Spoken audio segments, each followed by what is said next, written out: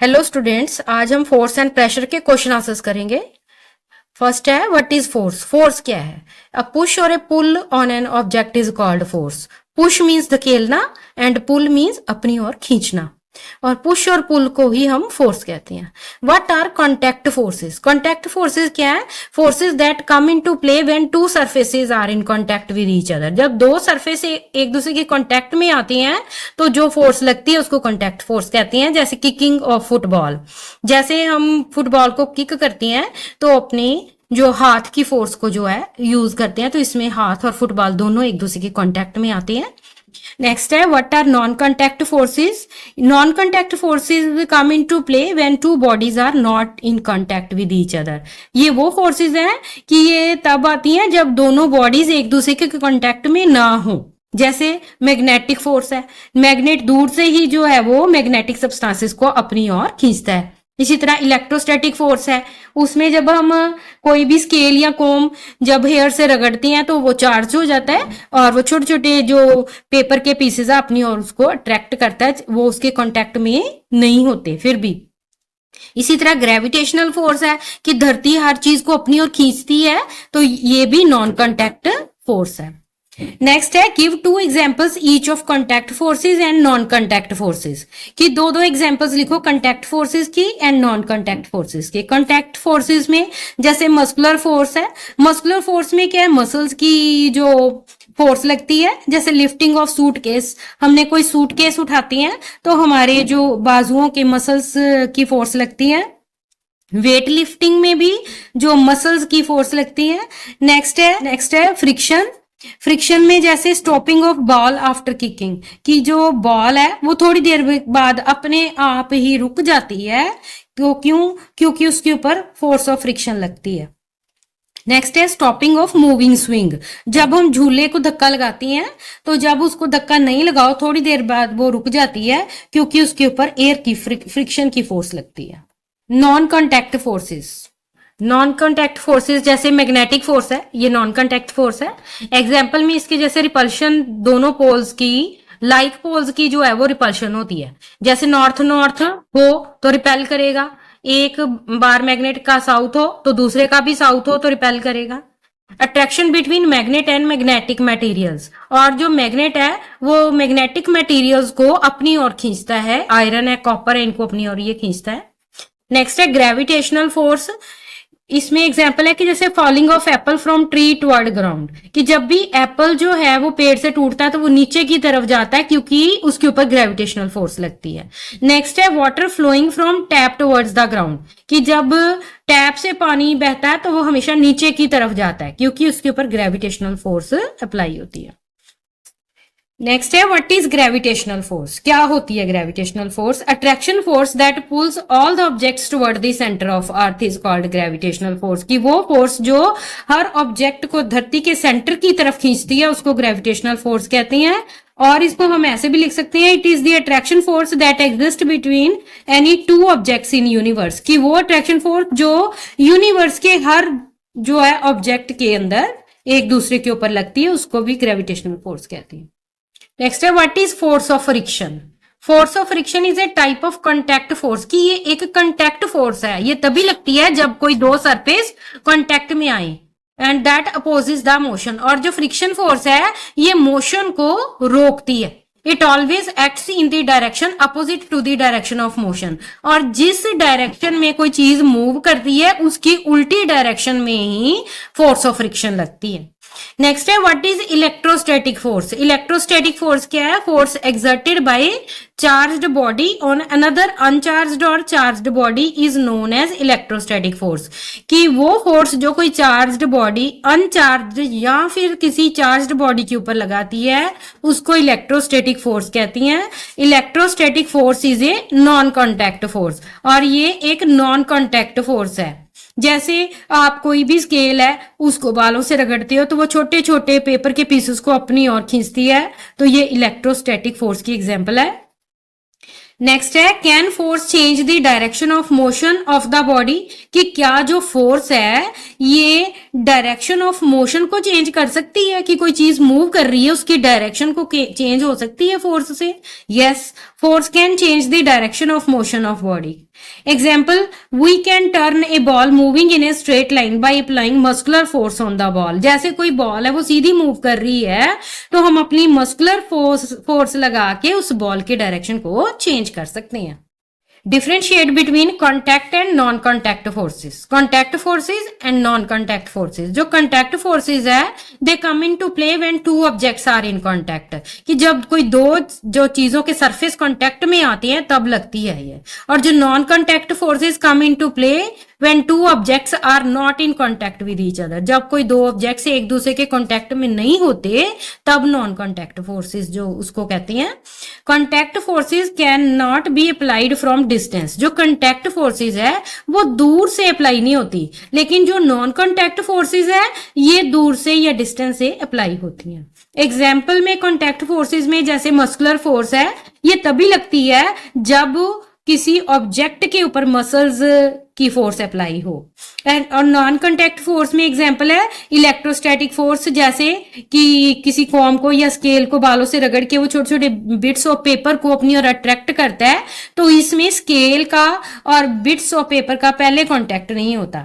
ये स्केल के ऊपर चार्ज आने के बाद जो है वो अनचार्ज्ड पेपर के पीसेस को खींचता है। नेक्स्ट है what are types of forces. कौन कौन से टाइप की फोर्सेस है? एक तो कॉन्टैक्ट फोर्सेस होती हैं, एक नॉन कॉन्टैक्ट फोर्सेस होती हैं। Give an activity to show air exerts pressure, कि एक एक्टिविटी के थ्रू शो करो कि जो एयर है वो प्रेशर एक्सर्ट करता है। तो इसके लिए क्या है कि एक ग्लास टम्बलर लो और उसको पानी से फिल कर दो और उसके ऊपर एक कार्डबोर्ड की शीट लगाओ, जैसे आपको पिक्चर में नजर आ रहा है।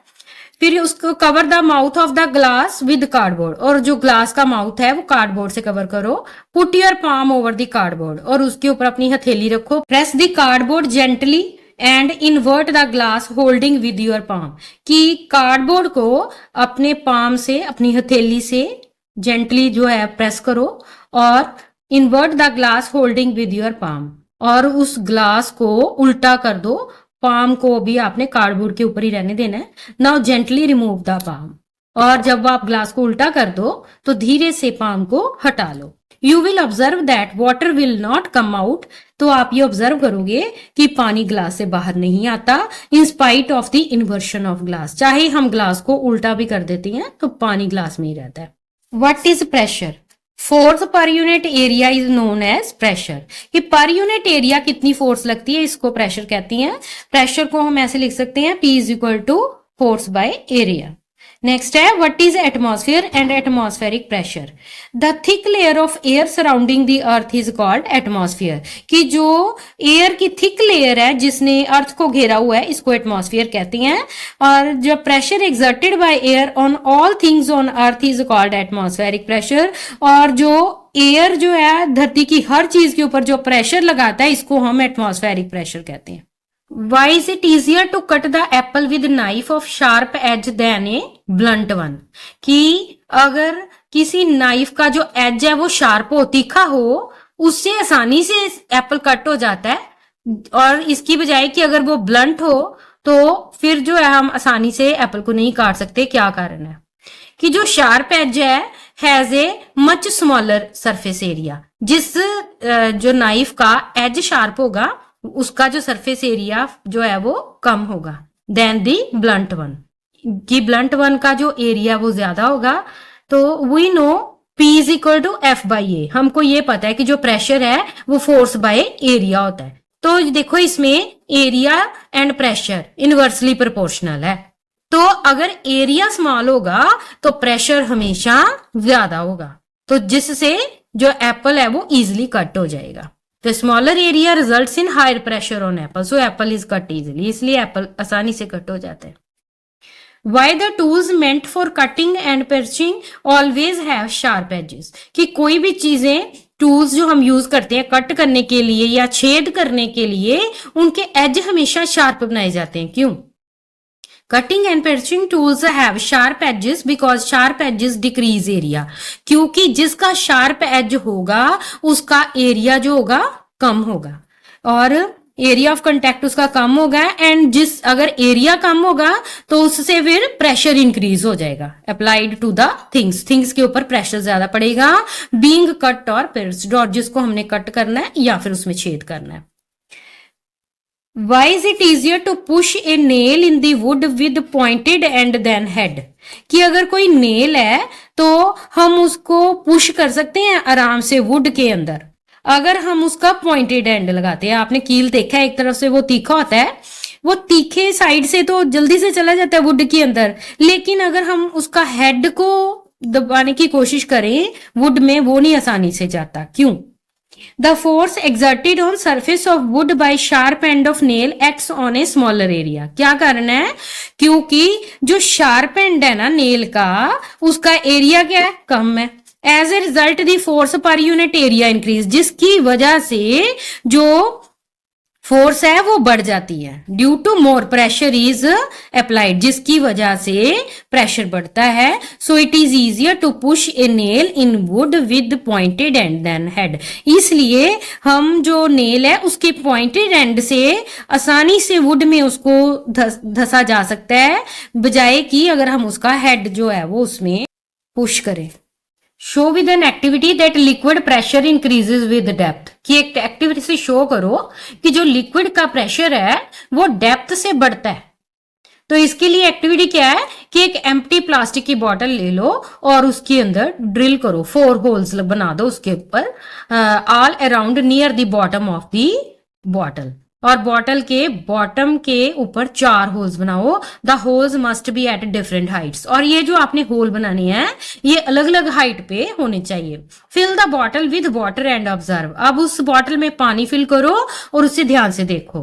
You will see water from the hole near the bottom goes farthest, तो आप ये देखोगे कि जो पानी है जो सबसे नीचे वाला होल होगा उसका पानी सबसे दूर जाएगा बोतल से, जैसे आपको पिक्चर में नजर आ रहा है। And that from the highest hole falls nearest, और जो हाईएस्ट होल से पानी होगा वो बॉटल के बिल्कुल नजदीक होगा। And from middle hole falls between the two, और जो मिडल होल होगा वो इन दोनों के होल्स के बीच में गिरेगा। This shows that liquid pressure increases with depth, ये शो करता है कि जो लिक्विड का प्रेशर है वो डेप्थ से बढ़ता है, क्योंकि जो सबसे नीचे वाला है उसका जो सबसे दूर जाता है पानी।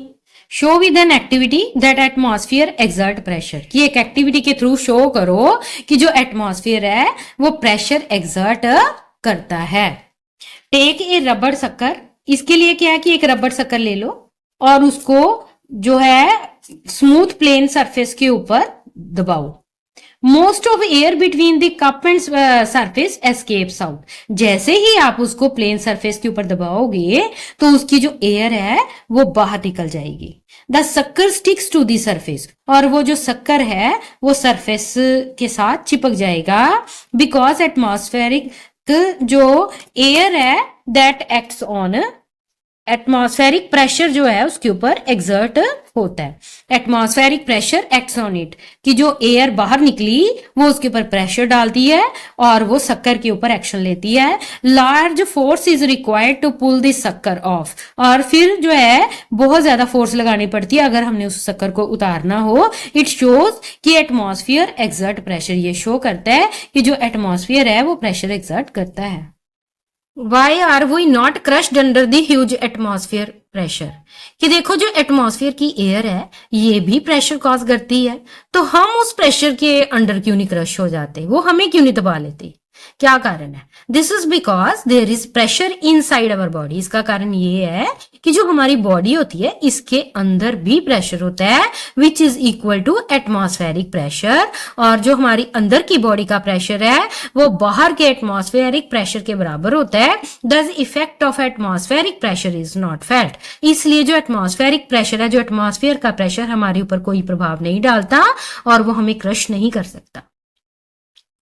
Why walls of dam always made thicker at the bottom? कि जो डैम होता है उसकी जो वॉल्स है नीचे वाली वो हमेशा थिक क्यों बनाई जाती है? The dam always made thicker, जो डैम की जो वॉल्स हैं वो हमेशा ही थिकर बनाई जाती हैं। बॉटम के ऊपर, because the water pressure is greatest at the greatest depth. कि क्यों, क्या कारण है कि जो वाटर का जो प्रेशर है ना वो जितना ज्यादा डेप्थ जहां पे होगी वहां ज्यादा होगा, और बॉटम पे सबसे ज्यादा प्रेशर होता है। The thicker wall provide strength, और अगर वॉल थिक होगी तो वो स्ट्रेंथ प्रोवाइड करेगी डैम को टू टॉलरेट इमेंस प्रेशर, तभी वो इस प्रेशर को टॉलरेट कर सकता है and prevent dam from falling, और जो डैम है वो भी फिर गिरता नहीं है। तो ये है आज की हमारी वीडियो।